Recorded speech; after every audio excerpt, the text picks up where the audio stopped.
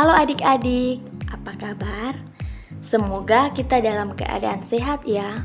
Kembali lagi bersama saya, Mercy Yuni Trisanti Lairatu dari Program Studi Pendidikan Guru Sekolah Dasar Kelas E Semester 5 Universitas Nusa Cendana Kupang. Di video kali ini kita akan melakukan praktikum tentang suhu dan kalor yang terambil dari kelas 5, tema 6, panas dan perpindahannya, subtema 1, suhu dan kalor, dan pembelajaran 1. Di sini termuat kompetensi dasar yang pertama 3.6, menerapkan konsep perpindahan kalor dalam kehidupan sehari-hari. Yang kedua 3.7, menganalisis pengaruh kalor terhadap perubahan suhu dan wujud benda dalam kehidupan sehari-hari. Indikator pencapaian yang pertama 3.6.1, melaporkan hasil pengamatan tentang perpindahan kalor. Yang kedua 4.7.1, melaporkan hasil percobaan pengaruh kalor pada benda. Ketiga, tujuan pembelajaran yang pertama, dengan membaca materi, siswa mampu menjelaskan konsep perpindahan kalor dalam kehidupan sehari-hari. Yang kedua, dengan praktikum, siswa mampu menguraikan perpindahan kalor dan dalam kehidupan sehari-hari. Yang ketiga, dengan melakukan praktikum, siswa dapat mengetahui suhu dan kalor dalam kehidupan sehari-hari. Yang keempat, dengan melakukan praktikum, siswa mampu membuktikan suhu dan kalor dalam kehidupan sehari-hari. Nah, adik-adik, sebelum kita masuk pada praktikum, terlebih dahulu kita mencari tahu tentang apa itu suhu dan apa itu kalor. Apakah adik-adik sudah tahu tentang suhu dan kalor? Kalau belum, mari kita sama-sama cari tahu apa itu suhu dan apa itu kalor. Suhu merupakan besaran yang menyatakan derajat panas suatu benda. Untuk secara pasti panas atau dingin suatu benda, kita membutuhkan suatu besaran yang bisa diukur dengan alat ukur yang baku. Yang kedua adalah kalor. Kalor adalah salah satu bentuk energi yang dapat pindah karena adanya perbedaan suhu. Secara alamiah, kalor atau panas berpindah dari benda bersuhu tinggi menuju ke suhu yang lebih rendah. Sebelum abad ke-17, banyak orang yang beranggapan bahwa panas adalah suatu zat yang berpindah dari benda yang memiliki suhu yang lebih tinggi ke benda yang suhu yang lebih rendah. Apabila kalor merupakan suatu zat, tentu kalor mempunyai massa. Namun ternyata ketika benda sudah naik, maka bentuk massa benda tersebut tidak berubah. Jadi kalor bukanlah zat. Satuan kalor. Perlu diketahui panas termasuk bentuk suatu energi. Maka satuan untuk menyatakan panas atau kalor adalah joule atau bisa ditulis dengan J, atau bisa juga kalori atau biasa ditulis dengan K. Namun penggunaan satuan ini sedikit ada perbedaan. Satuan joule untuk menyatakan satuan usaha atau energi secara umum, sedangkan satuan kalori untuk menyatakan satuan kalor. Apa itu perbedaan suhu dan kalor? Mari kita lihat.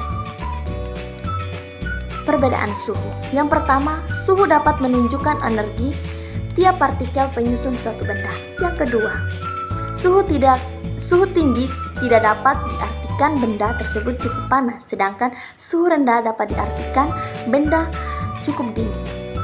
Yang ketiga, alat untuk mengukur suhu adalah termometer. Yang keempat, satuan suhu yaitu Celcius, Kelvin, Reaumur, dan Fahrenheit. Yang kedua adalah kalor.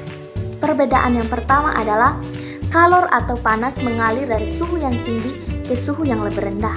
Yang kedua, kalor dapat dilepaskan maupun diterima kepada suatu benda. Sebagai contoh, benda membeku akan melepaskan energi kalor.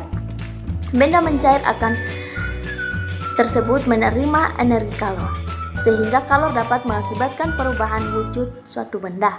Yang ketiga, Dan kalor tidak bisa langsung diukur namun bisa dihitung. Kalor dipengaruhi oleh jenis benda, wujud benda, massa benda, dan perubahan suhu benda. Yang keempat, satuan besaran kalor adalah joule dan kalori. Macam-macam perpindahan kalor. Secara umum perpindahan kalor dibedakan menjadi 3. Yang pertama, konduksi. Yang kedua, secara konveksi, dan yang ketiga secara radiasi. Nah, adik-adik sudah tahu kan apa itu suhu dan kalor?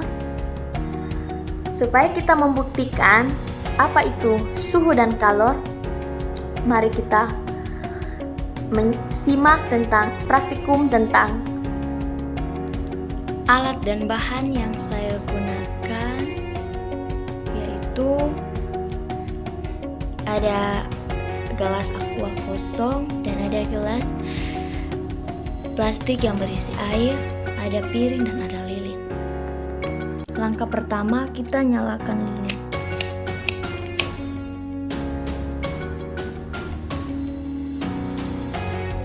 Langkah kedua, kita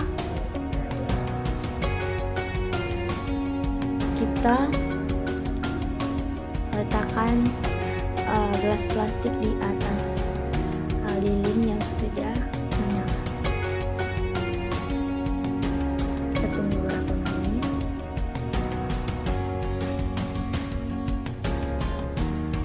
Kita lihat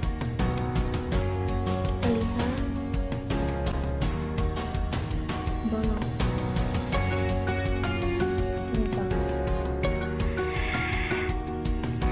Mengapa gelas plastik bisa lubang atau bolong?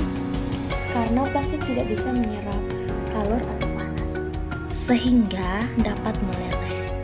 Selanjutnya, langkah kedua, kita ambil gelas yang berisi air, kita taruh di atas lilin.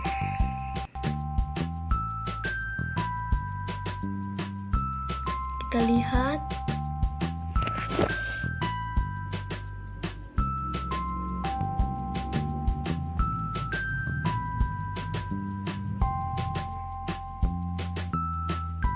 lihat gelas plastik tidak meleleh atau tidak berlubang.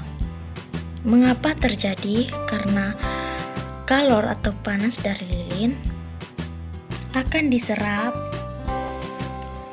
oleh air sehingga gelas plastik tidak akan meleleh.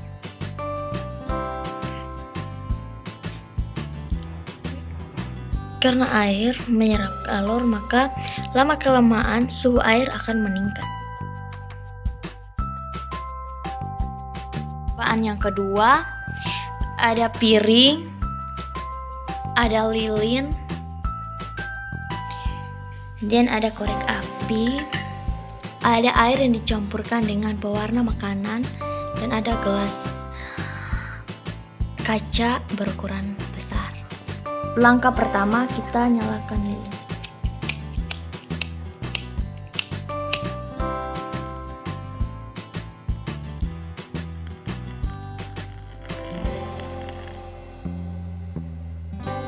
Selanjutnya, kita tuangkan air yang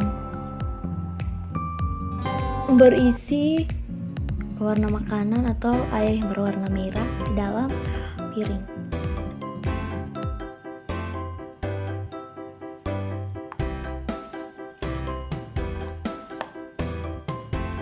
Setelah dituangkan, kita kemudian ambil gelas kaca.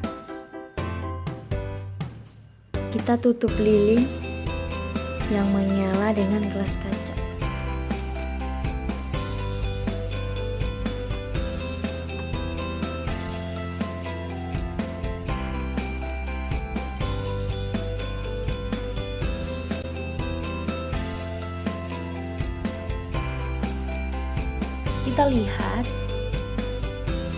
Kita lihat api lilin akan mati dan air akan naik. Mengapa terjadi demikian? Karena dalam pembakaran diperlukan oksigen. Saat udara ditutup oleh gelas,